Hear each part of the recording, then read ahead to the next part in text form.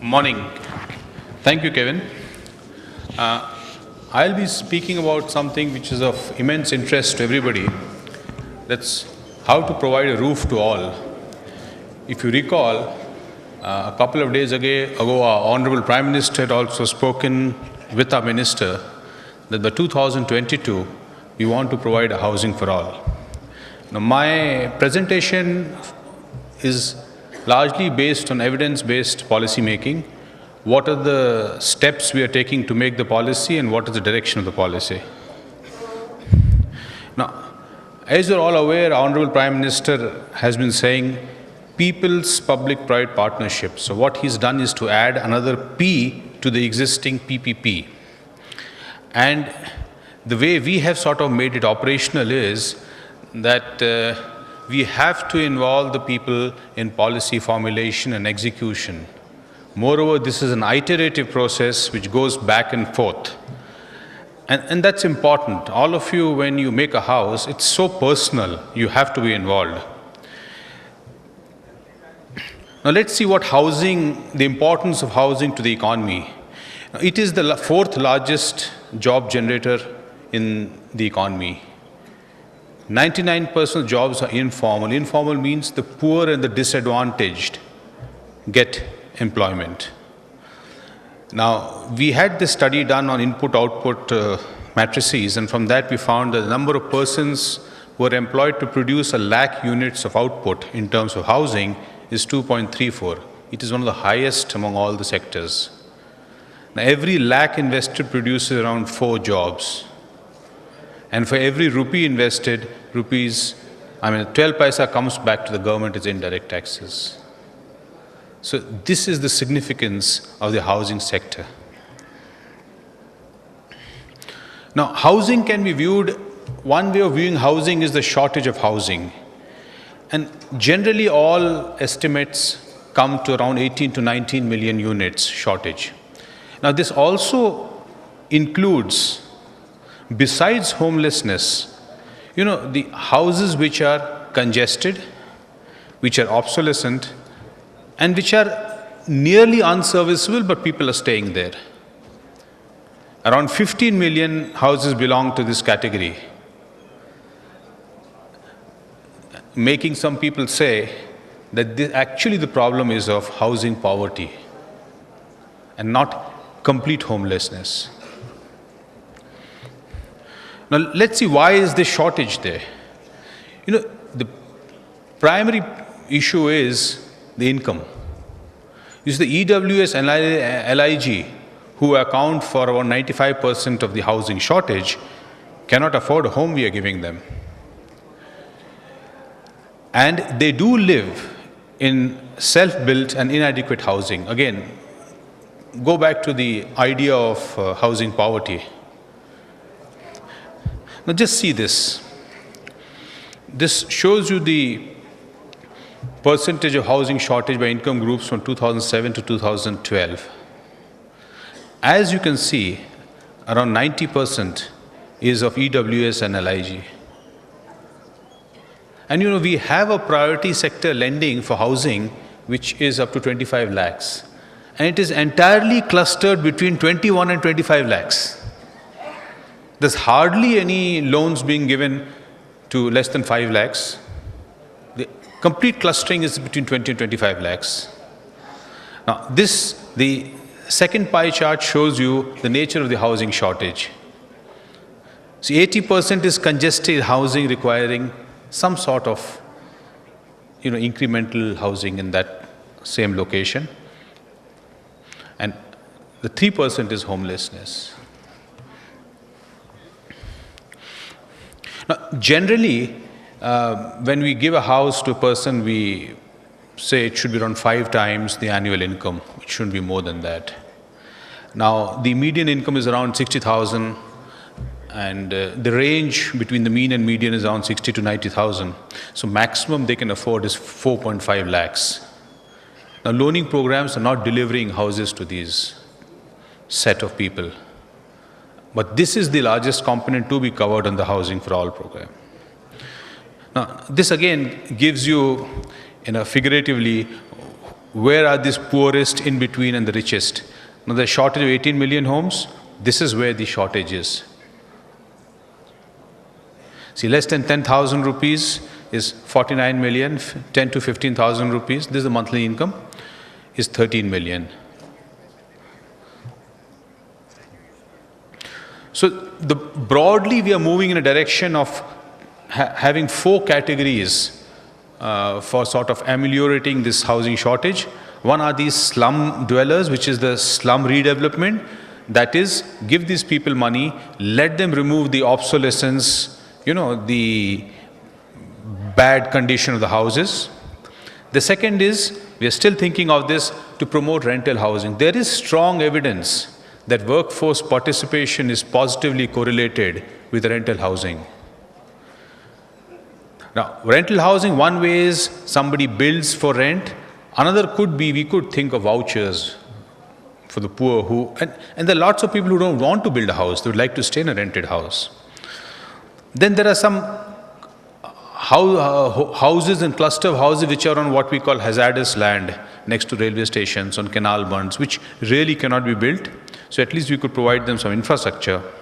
And then these are the non-slum urban poor, slums which are not, areas which have not been notified as slums, but still the poor people are living there. So our policy direction is towards the 4 categories and developing different buckets of solutions for them. The strategic approach is tenable and untenable means hazardous and non-hazardous. And the third category is without lands. And relocation is the last resort. And then we look at the titles, we look at it whether we should build the house there. And then we have several models of doing it. I'll come to these models now. There are some reforms which we are prescribing for the state governments so as to, make it easier for people who want to build a house, especially the poor. Now, look at this data. Who should build a house? Less than 1% of affordable housing units between 2007 and 13 were built by builders whose cost was 4 lakhs. Now, can the government do it? Government has built a lot of houses, and our learnings from the houses is that because livelihood, mobility and workplaces were not really addressed, so a lot of these houses are vacant. In JNURM also is around 40 to 50 occupancy of houses. So an option is let the people build themselves. And that is one major component of a strategy now. Another issue which really comes up is the issue of titles and tenure. Now, we have sort of seen these titles and we classified into these categories. And then we have run a matrix. Now, will they be able to sell? Sometimes, it's so high-priced land that there's a lot of induced sales. So you have these 6 categories, and based on this matrix, we sort of develop a strategy for a cluster of houses. Now then, we have titles. We can also have secure tenures where you can have community titles. Like Delhi has just given no eviction guarantee. If you give a no eviction guarantee for 10 years, you give them what we call development time. In this time, they can sort of increase their incomes and possibly go to some other place. Children can study. Something which is irreversible. A child who's not studied in the young age, it's irreversible. So this is another option we are planning to put into the policy. Then overcoming land strategy, it's not that land is scarce everywhere. Definitely poor own very little land. But like you go to states like Chhattisgarh, land is not really an issue. You come to Mumbai, it's a major issue. So upgrading is our default option, and after that we go to that option. So again, as I was saying, no eviction guarantees. Use public-private partnership with Rajasthan and Gujarat have been doing, in the sense that you give some concessions to the developer develops a part of the land, the rest of the land is developed for the poor. Then could we start giving vouchers for vacant houses?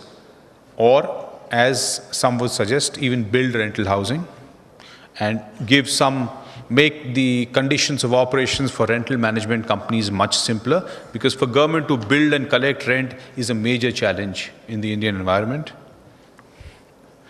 Now, when we talk of PPP, that people P is that there should be more participation, real participation in decision making. So we're thinking of people-led DPRs and, and then sort of funding these DPRs. Untenability, a lot of time hazard is just defined without consultation with the local people.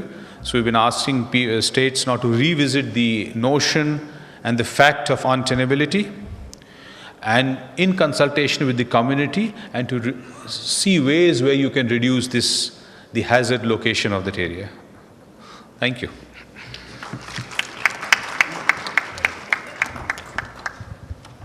Thank you, Minister. Mr. Singh.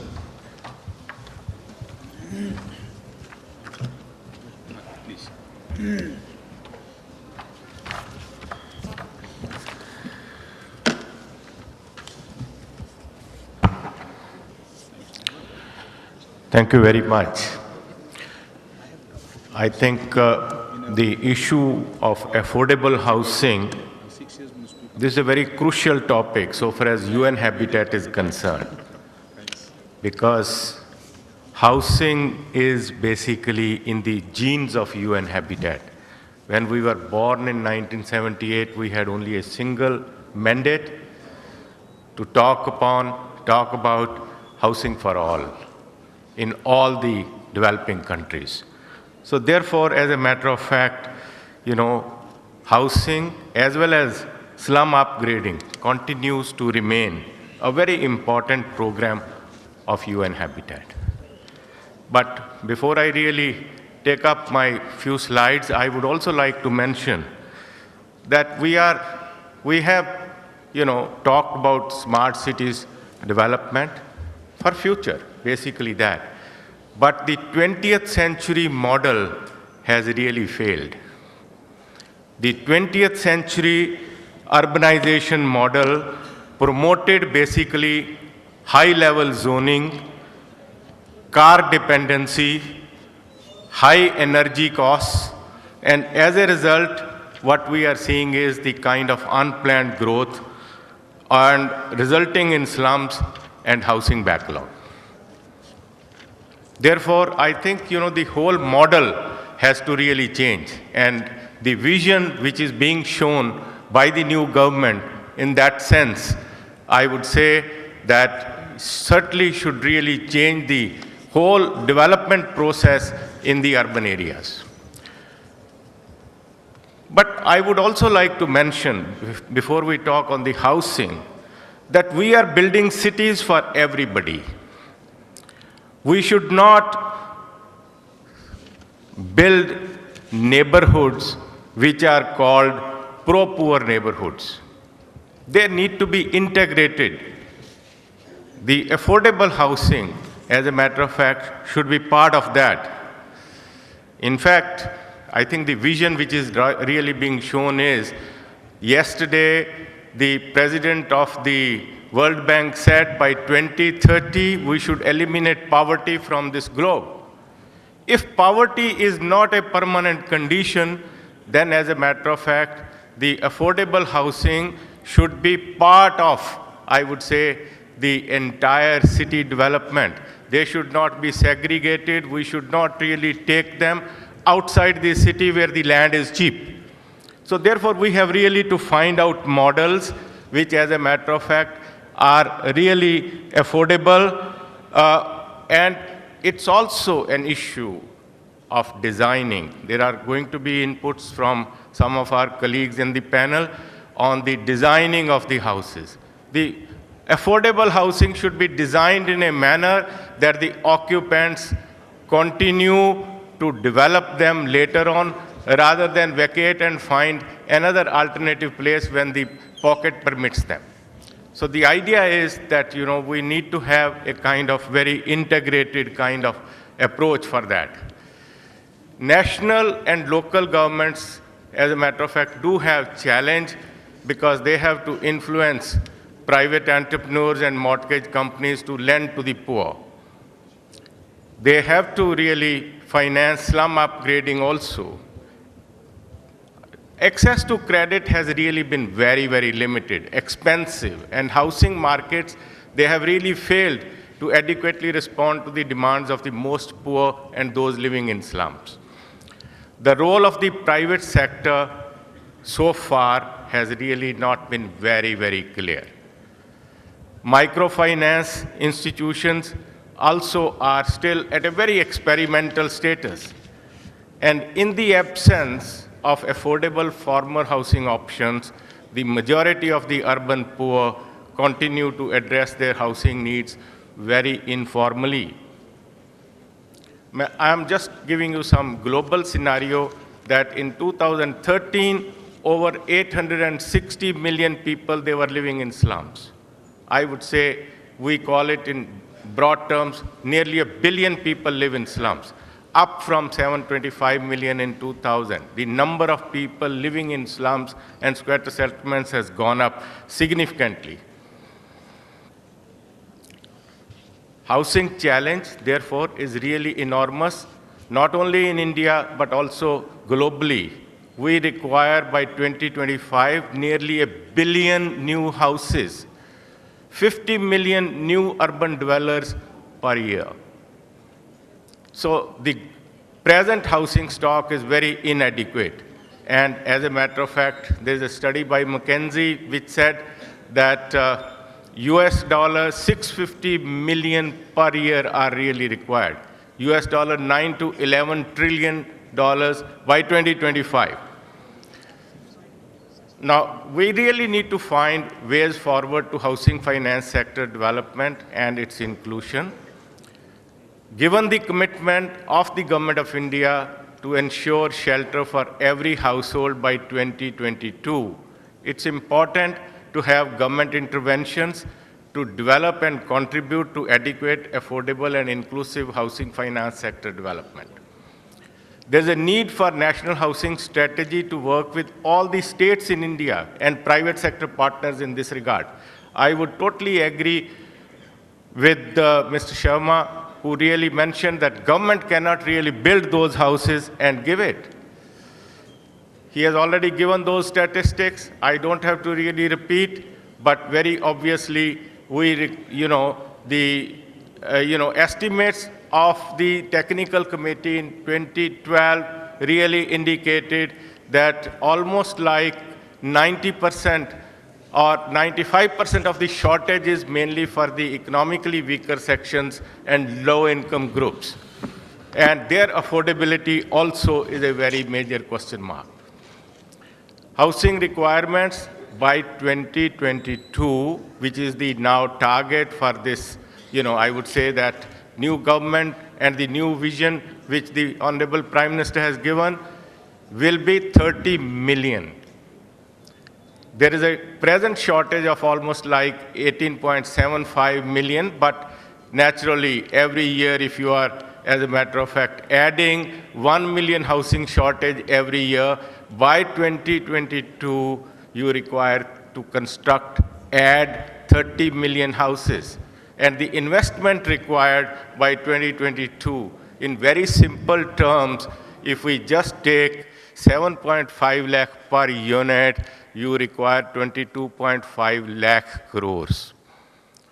And if you see the governmental budgetary planning allocations, they are very limited. 35,810 crores was the 12th plan allocation. So therefore, my dear friends, I think something is already very well explained, the kind of approach, targeting housing for all by 2022. The national mission approach is going to be, to address the issue of slum dwellers, but all poor do not live only in slums. They also live elsewhere in the city. You need to do some kind of poverty mapping for that purpose. And then there are immigrants who come from rural areas. There are homeless destitutes who, as a matter of fact, are also there. So the kind of approach, which is already very well explained by Mr. Sharma, is basically having 4 components. Slum rehabilitation for slum dwellers, affordable housing, where, as a matter of fact, government has been trying to provide some interest subventions. Then, of course, the rental housing, and then improvement of infrastructure in authorized colonies or slums. I'll not go in a greater detail, but let me say that slum population as on date, as per 2011 census, is 65.5 million. So there is a real good need to provide each family a house which is reasonable, affordable, and acceptable. There are already mentions about interest subventions. There is an ongoing scheme, Credit Risk Guarantee Fund scheme, operated through the Credit Guarantee Trust, and this is mainly to lend the support. I'll also like to say that private sector can certainly play a greater role also in the rental housing, but the cities and the urban local bodies have to really come forward for that purpose. Financial institutions also have to really, play the role, and by giving loan and extend the loan possibilities. But perhaps I think some of our rules are very rigid at this moment, and the states have to ultimately relax some of those planning norms very particularly. Let me just omit some of the slides in the interest of time. But my opening statement was mainly that, we have to, in a way, affordable housing should not be taken outside the cities, away from that place. Therefore, there is a need for what we in UN Habitat argue for planned city extensions and planned city infills. Because without that, as a matter of fact, you will be creating ghettos away from city, which may have to be demolished later on after years. There are experiences which are available the world over, where the pro-poor housing, when they were constructed outside the areas or in peri-urban areas, later on had to be demolished and removed when the urban renewal issue came up.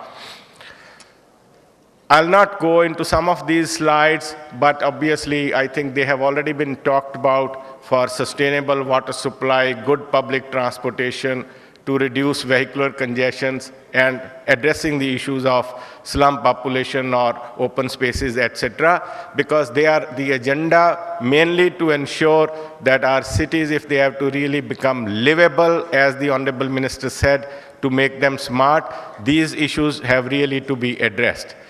Let me omit some of the slides in the interest of time and come down to the last slide of PPP as a model for delivery, meeting the demand-supply gap, which is really, which is really huge. There is obviously a growing concentration, land shortages there, housing shortfall obviously is very heavy. The budgetary resources obviously are very limited. Therefore, we need to encourage public-private partnership for increasing affordable housing stock and slum redevelopment using land as a resource. There are models which we have successfully implemented right in this country, but they need to be replicated, they need to be scaled up, and with that, as a matter of fact, we are able to take it forward. Land as a resource, as in Maharashtra, as well as certain schemes in Gujarat, town planning schemes in Gujarat. They have used land as a resource very successfully. And I think if we have to address those challenges, Gujarat has to be Gujarat model, or even to some extent, even for example, the Maharashtra examples have to be replicated. Public-private partnership for management of rental housing is very, very important, because rental housing itself, almost like 20–30% for the population that keeps on moving. And then, of course, the interest subventions for poor non-slum dwellers and public-private partnerships for slum redevelopment through what the Honorable Minister particularly explained, viability gap funding. The government money can be only utilized for viability gap funding. It cannot be that we construct the houses and give free of cost, then it will take perhaps thousands of years to provide every household a dwelling unit. And I think the answer lies mainly in right models of public-private partnerships, which the government is really aiming at. Thank you so much. Right. Thank you, Mr. Singh, and thank you also for helping us move the agenda along. Mr. Maney.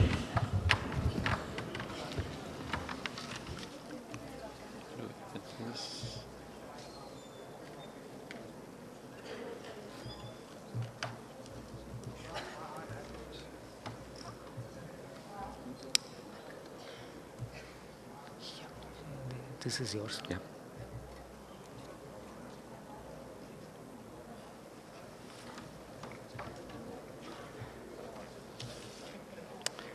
Good afternoon, everyone. I'm going to build on a bit from what some of the previous speakers have spoken, including Michael from Sweden, and thank you for reminding us of the planning aspect. What I'm going to be presenting is the people-centered approach, and again, for that I thank Dr. Samir Sharma, who really focused on that. And the reason why we would like to present the people-centered approach is because we just want to make sure that it's not forgotten, that it's not taken over by kind of the digitalization of the smart city approach, and that's important. And the other aspect is that we believe from a Ramboll perspective, our ability to provide holistic solutions, considering all stakeholders, is what's really critical. So if we talk about affordable housing, what is affordable housing? Is this affordable housing? And this is an actual project. So some people may say yes. I would definitely like to counter that and say no. I don't believe this is affordable housing. People who live in either low-cost or unorganized housing in slums, they do not need areas. They definitely need areas where they can actually live, they can breathe, they can play, they can develop. They need possibly low-tech solutions that they can live in and they can maintain themselves. What if in such a development the elevator stops operating? There's no electricity. How do people interact? What if the water can't be pumped up to the top? I mean, these are things we face in our daily lives. What we believe from a Ramboll perspective is, and that's the vision that we have, and that focuses on people and nature. And that's why we are committed to helping create inspirational and long-standing solutions that allow people and nature to flourish. Building on, to the people-centered approach. And again, there are different ways that these things can be said, and many of the speakers have said it in different ways. Of course, from our perspective, it starts and ends from affordability. So affordability is the absolute first element that we are going to look at, so that the solution that we are designing comes back into that and ensures that all the other objectives are also met, but we have not lost sight of the affordability. Although each element is important, we need to remember that at the end of the day, we need to have designs that are at a human scale, that people can interact with, that people can relate to. At the end of the day, we have a diverse mix of residents. We have the young kids, we have old people, they're walking slower, we have people who are very fit, we have people who maybe not as fit. We need to have people who can ensure that they have the community that they have been used to. So, if people have been living in what you might call an unorganized area, where you might be living in a very crowded place, but as you walk down that corridor to get to your residence, you interact with about 10 or 12 people at the same time. That is kind of missing when you maybe just in a particular apartment building on the 19th floor with 3 other residents. each of them in kind of their locked up apartments. As we saw in one of the earlier slides, which I said, was that affordable housing? The green space was completely non-existent over there. And that's again what people need to see. They need to be able to breathe. I mean, I personally, outside my apartment, I've got a tree and some greenery, and it gives me a lot of comfort, and I'm sure it gives a lot of comfort to everybody. I'm going to now, so I've talked about some of these elements over here. I don't want to walk you through each of these elements, but our design approach would actually consider all of these elements. So for example, on the architecture side, it would consider, how is it that we are going to come up with solutions that are low cost, but there are also some things that can be maintained by the people who live in over there, so that every time something goes bad, they don't have to go looking for somebody else to try and solve that issue for them. I'm going to next show you a few examples. I'll be upfront, and these are all from Denmark. But what I want to present to you is more the design concepts behind it, and you'll see how these have related to in terms of what the solutions that we have provided.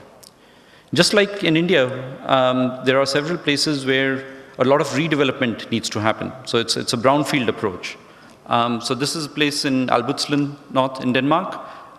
This is a large development, about 60,000 square meters, where we did the renovation of the entire building. Again, having this in that kind of human scale was able to create a sense of community and a strong feeling of unity, and that's something we maintained as we even redeveloped this. This was completed in 2012.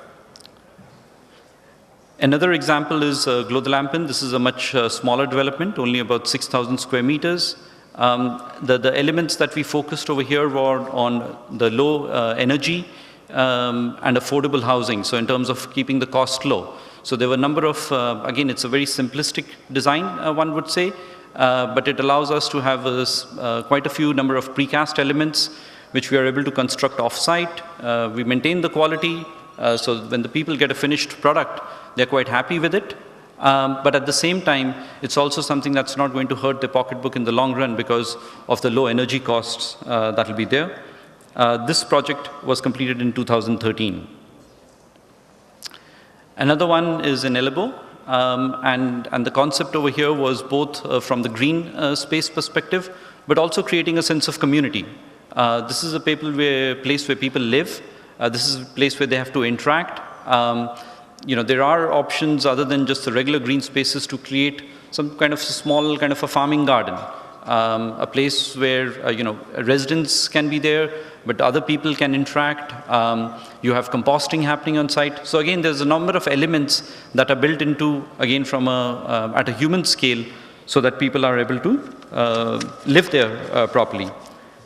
And finally, the last example, and this is the graphic that you see right in the center. It's actually a housing center for senior people.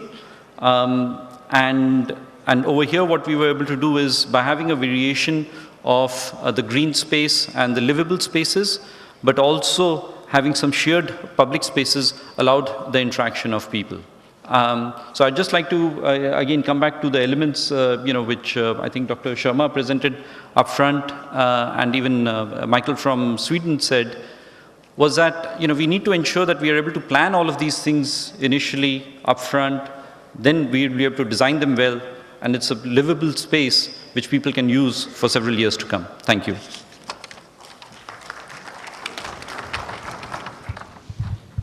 Mr. Agarwal, please.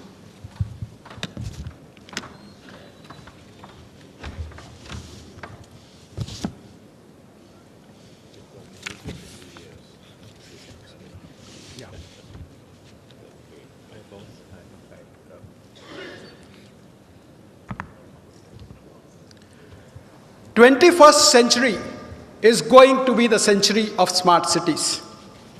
Ladies and gentlemen, allow me to take you on the time machine into the future. We are in 2022. What do you see? Every Indian has a house.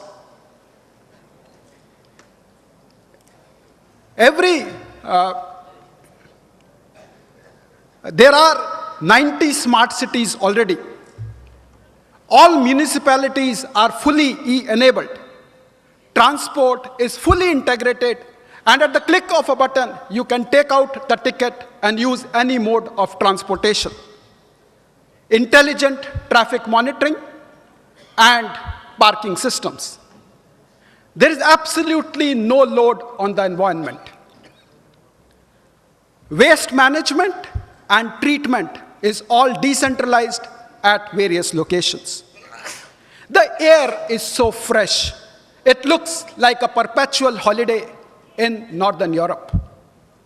Breathe the lush green foliage all around. Take a moment, close your eyes, and visualize this lifestyle. Right here in India, can you believe what you are seeing? Such an efficient, transparent, sustainable, inclusive, safe, and competitive environment. That's the impact of smart technology in building the future of Indian cities. For over a decade now, smart as a concept in housing has been prevalent across the globe. There are various models, and based on the models that you choose, the number of smart cities vary from 30 to 300 across the globe. Our Prime Minister has given a call for creating 100 new smart cities in India. So let's look at the Indian context. What should we say as smart in the Indian context? I propose let's look at the first overall objective, which is housing for all by 2022. Can we call something smart if it does not meet the overall objective? Let's look at another perspective. India has fundamental issues around three areas: sanitation, power, transportation. We need to look at all these issues if we need to call something smart. So coming back to the question on what therefore should be smart in the Indian context, I propose we look at it as a two-pronged strategy. Number one, technology that helps us build houses fast, which are economical and eco-friendly, and technology which helps us build smart cities, which are centers of excellence, and therefore the best practices can be replicated very, very quickly to build other smart cities. Smart today is a buzzword. We are looking at various case studies across the globe. Countries have come forward and offered help in converting our existing cities to smart cities, like the US offering help for Ahmedabad, Ajmer, and Vizag, Japan offering hope for Varanasi, Singapore offering help for our new capital of Andhra, and Barcelona for Delhi. New green and smart cities are being developed. We saw the example of Dholera in the morning session. The question that keeps coming back again and again is what should therefore be the definition of smart housing in the Indian context? What should be smart cities from an Indian context? Let me ask you a slightly different question. When was the last time you had a lavish buffet? Was it last evening? Last week? Last month? What did you do? You picked up items from the soup bar, the salad bar, the main course, and the dessert bar to relish a complete meal. Well, the thought that I'm going to share today is on the similar lines. Let us have a series of technologies and items in each one of these four buckets, and let developers and city planners choose from this buffet to say, yes, this is smart technology in housing. I have named this thought buffet as fate, where the 4 components of this buffet meal are fast construction to meet the huge demand of housing in the country, affordable to cater to the huge demand in this segment, technologically enabled for intelligent governance and uplifting the quality of life of our citizens, and environment friendly for sustainability. The first table of my buffet is picking up a construction technology that enables faster construction. Faster construction with the housing for all by 2022 has become a crying need. Lots of research and work is currently on in this field, and various technologies are at various stages of evolvement and implementation in the country. Canada very recently offered help with their wood-based technology, and we should encourage technologies which help us build homes faster. The second table of my buffet is addressing all the challenges that makes housing affordable. My previous speakers have touched upon this topic in detail. 95% of today's demand for housing is in the affordable segment. Taxes and duties account for almost 40% of the basic material and labor cost. And there is therefore an urgent need to look at affordable from a different lens. The third table of my buffet are all the components of technology that can intelligently enable governance and uplift the quality of life of our citizens through citizen-centric services. It is in this area where lots of work has happened across the globe in the last 15 to 20 years. On the e-governance front, Barcelona and Spain have the reputation for innovation city management, and they have successfully managed public cloud and management of data from various city municipal corporations. In India, with the Digital India movement, work on e-enabling the various municipal services has begun in the right earnest and is picking up speed with various states in various stages of evolvement. Fully automated municipal offices have the ability to deliver services in real time through IT-based services. 24/7 utility services are key components of building smart along options which will help even in remote control of energy and appliances through mobile devices. All the areas mentioned in this menu require high-speed internet connectivity, and that's where focus on data through 3G, LTE, fiber to home, Wi-Fi public networks will be great enablers to realize the full potential of these initiatives. Let me now take you to the last table of my buffet, which are around environment-friendly initiatives and ones that promote sustainability. Would you call something smart if it does not help reduce the load on the environment? Let us look at the first component here, energy usage. Questions to ask ourselves is this building green certified? Is there smart metering to reduce energy losses? Are they using LED lighting, solar lighting? Are they using smart grid network for electricity? While over 90% of India today has access to electricity, availability is still a challenge.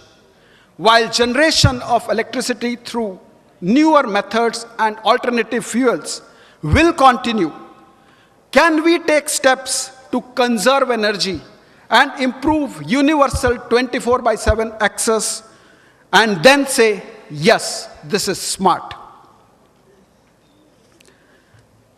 Waste management is another important component in this last table. If we can ensure recycling and treatment of water and waste at decentralized levels, should it not be smart technology? Encouraging products based on recycled waste, the waste to wealth call of our Prime Minister is indeed an important component of smart. Conserving water through various possible initiatives, preserving and maintaining our natural hydrological cycle, and ensuring only treated water gets into our ponds, rivers, and lakes are smart initiatives that will help reduce the load on our environment. The quality of life in any housing or city is largely impacted by the ambient air quality, availability of large green parks, and initiatives to reduce carbon footprint. At Godrej Properties, we are developing over 100 million square feet of space across 12 cities, and we operate in the residential, commercial, and township spaces. The largest project of the company is right here in Ahmedabad, just about 20 kilometers from here, and we are building a township here with over 200 acres, and we have handed over 1 million square feet to our customers. To conclude, smart is a buzzword today. We have many concepts about what we can define smart technology in housing and what can be defined as smart city. What we need now is a set of guidelines and eventually a policy on defining smart services with the tag of smart. We have great talent in our country. We need to further encourage the startup ecosystem to spread the culture of innovation through technology and finding solutions to daily problems. When a solution is introduced in one city, we have to quickly learn from it and replicate it to the second city, the third, and so on. After all, people have to become smart if smart as a technology is implemented. Ladies and gentlemen, relish this thought buffet in your mind over the next few hours, and I'm happy to connect with you offline for any questions that you have. Thank you. Thank you, Mr. Agarwal. Dr. Ramaswamy.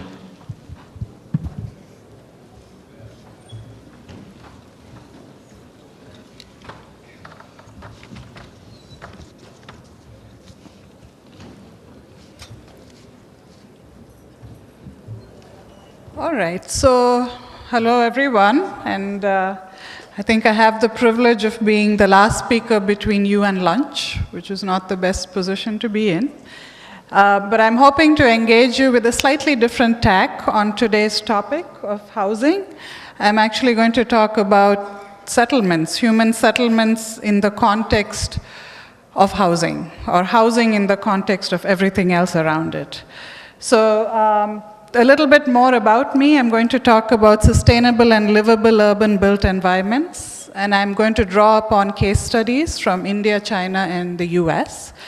And I think most of you could imagine that the scale of urbanization we're talking about in India, China has replicated some of these experiments, and there's huge opportunities for us to learn between China and India because of the scale of our challenges.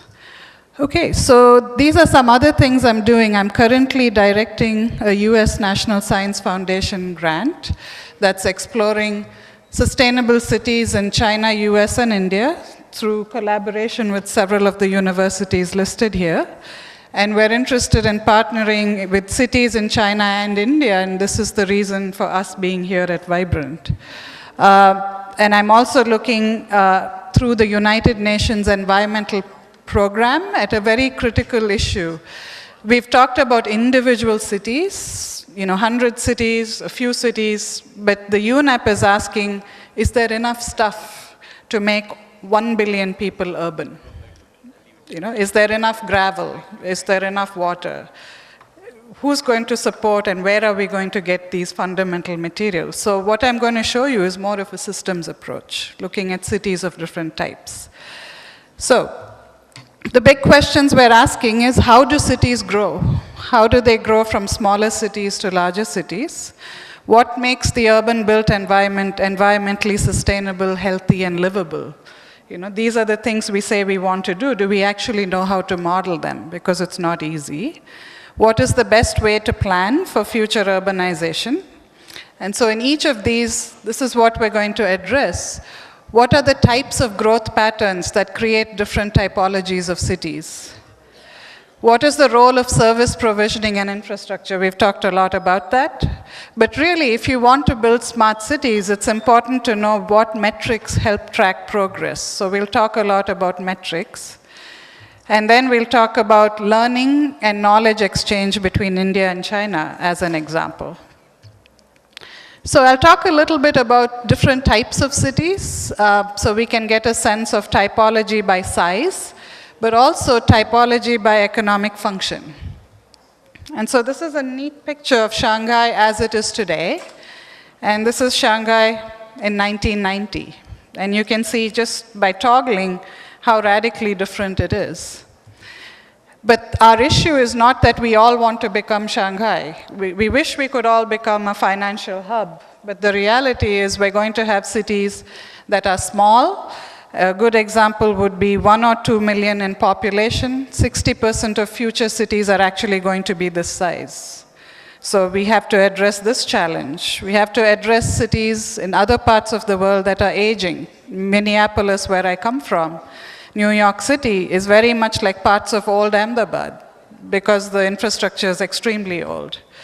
We have fast-growing cities in the US, and I think it's also scary to know we have shrinking cities. That's Detroit. And you can see how incredibly vacant the land lots are, and the issue of what do you do at the extreme case with examples we know in China. We build and build and build, but nobody came. So this is a ghost city. A very famous example, built for 1 million, there's only 2% who live in it. And so when we think of cities, we want to think of a spectrum of cities. So while we're frustrated with traffic congestion in Delhi, it's sort of sobering to see, hey, here's 5 lanes and 2 cars, but it's not livable because there's nothing else happening there. And so the thought here is, the first takeaway is, cities are of diverse types. And if we want to build smart cities, it's sort of nice to do it for service-oriented cities because it's sort of easier. You can do green buildings, but it's much harder if you want to do the whole spectrum of cities. And we actually need to do that. And so the spectrum of cities, what we found in our research is smaller cities tend to be very specialized. And so you can have production-dominated cities, and some of them may be primary economies. They may be mining cities, which are tough challenges. You may have manufacturing cities, right? Cement factories, all those difficult pollution problems. How does a city deal with them? And then you could have service economy cities, like we talked about, tourism cities, university towns, finance cities, and they're relatively easier. But someone is making the stuff for all of them, and those are the cities, the manufacturing cities and so on. And then you have consumption-dominated cities, retirement communities, satellite residential towns. And what we found is that as cities grow bigger, beyond 2 million, we think is sort of a break point. This is looking at data globally. The cities become diverse. You have a mix of activities. They could be trade balanced. And in some extent, it's useful to say how big is a city that you can deal with it, or how big is a city that you can't deal with it. Do we say what's an optimum size of a city? So those are the types of questions we're asking in the context of building homes for people. People have to live somewhere, they have to work somewhere, they have to have roadways, connectivity, parks and recreation, the sorts of things you heard many of the speakers on this and previous panels say.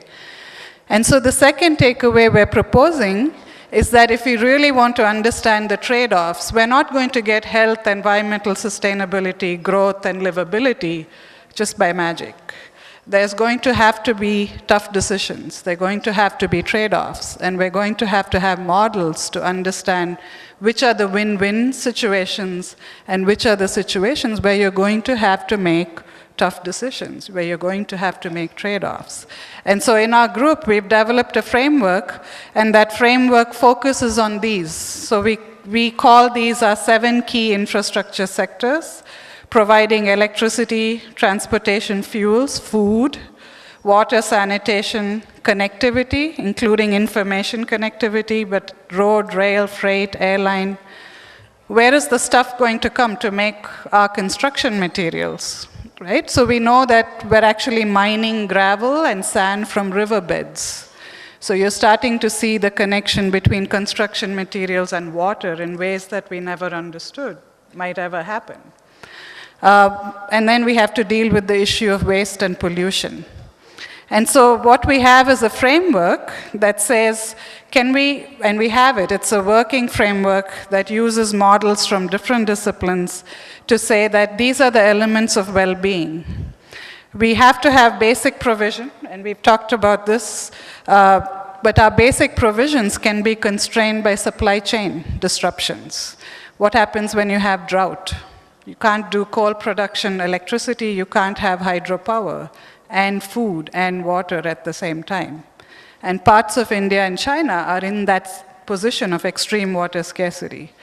We have to have suitable jobs for livelihoods and transportation to jobs, and we had several speakers talk about that. Another function of human settlements is to regulate the environment. How are we dealing with extreme heat, cold, floods, and pollution? The previous speaker talked about air pollution. And so this says, how can we connect it systematically? And then beyond that, we also want to have a city that we just don't say, oh, we're going to deal with risk, but we want to be happy in. We want to say, wow, I like to live in this place. What makes it livable? Recreation and cultural opportunities. So with that backdrop, we actually focused on these 7 sectors, and we started looking at them in global cities. And I'm going to show you just a few examples. If you look at all these sectors, this is how large and small Chinese cities look. And you can't look at all the data, but I just want you to look at the greens. The greens here, and you can see these 2 got messed up, I apologize, but look at only the top 2. Somehow the formatting changed. But there's a ton of industrial activity happening in Chinese cities. These greens and these greens are all industrial energy. And there's relatively less transportation happening. The browns are transportation, and these are the energy needed to produce cement for construction and produce food for people to eat. And the big takeaway is a lot of energy used to support basic services in cities comes from outside. We're very dependent on what's outside. And so the second takeaway I want to bring out here is when we think of smart cities, we're thinking of looking only within the city boundary. And I want to emphasize looking at supply chains that supply our cities so you can connect the inside with the outside. And we see the same, but see how different Indian cities are. So this is 2 cities in India, and you can start seeing much less industrial production. So if we start doing Make in India, we'll be like the Chinese cities, because that's right now the world is making in China. So you get a sense of what's happening in Indian cities, a lot of transportation, much more transportation. And you start seeing what are the activities that contribute not only to energy use, they also contribute to air pollution. So we talked about well-being. And so these are some examples where these sectors interact with each other. Transportation, the water energy nexus, which I'm going to show next. This is what happened in Delhi. 24/7 energy supply doesn't only depend on the ICT, it also depends on having enough coal and enough water to make your energy. Do we have that if we have 1 billion new people coming into cities? Are there alternatives? Can we look at this as a system? And the story is very similar in China. In China, there was a recent report published by HSBC, which is looking at China's power sector from an investment perspective. And that lack of water can severely affect power production. So these are just examples of looking at a systems perspective. Air pollution doesn't stop at the city boundary. In fact, a lot of cities are worried about what can I do to address air pollution, because a lot of pollution may be coming from other places. So when we put industries out of cities, we still get their impact because the air pollution is coming to us. So the point we're making here is the second takeaway, that we can actually systematically connect these through models across engineering, environmental science, climate sciences, that put these things together. And so here you see our 7 sectors: energy provision, water provision, sanitation, solid waste management, transportation, buildings, food supply, and public spaces. If we really understand them, we have to understand them together because they interact with each other inside the city, as we all know, planners know this, but they also interact with each other outside the city through their supply chains. And so here are the different aspects of livability we talked about. What happens if you're in a slum area or a poorly served area and you have inadequate infrastructure? What happens if you have power cuts? Not very happy, right? So what happens if you have parks, good access to jobs, you have much more livable cities? And then you have the challenge of climate change, climate extremes, pollution, resource use. And there's a very useful framework that can use this to look at how you can make cities healthy, livable, as well as sustainable for future generations.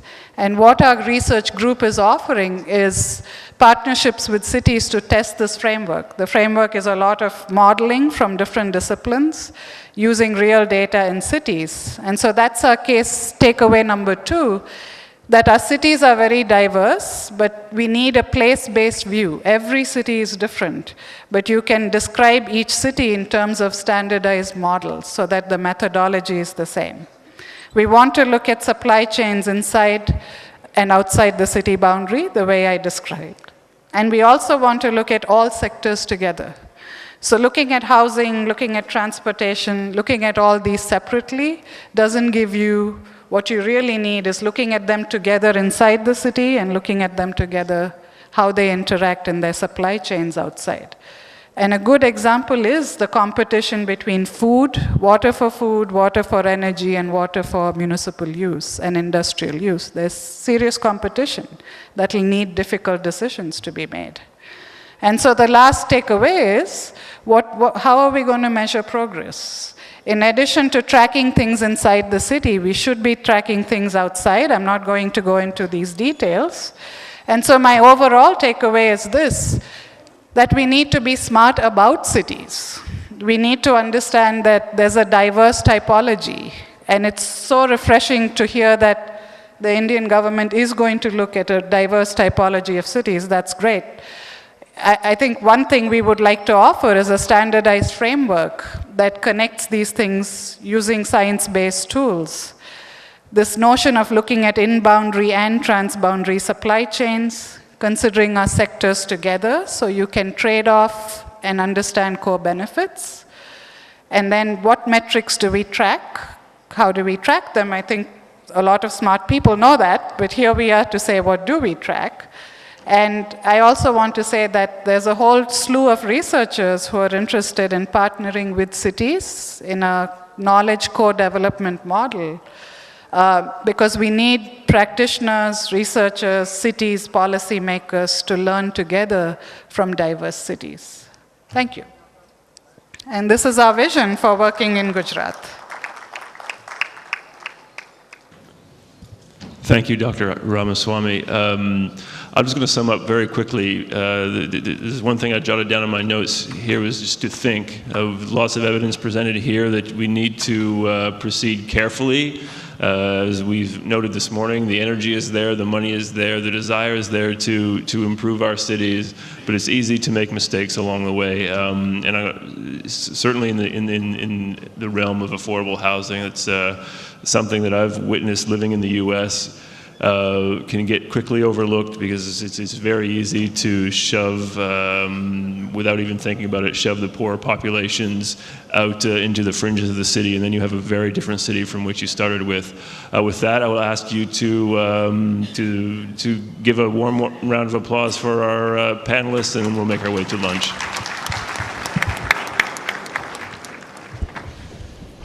Thank you, Kevin, and thank you, delegates. You did a wonderful job. I request the highly obedient and cooperative audience over here to kindly assemble after lunch, that is 2 o'clock, sharp over here for the next coming up sessions. We will wait for you. Thank you.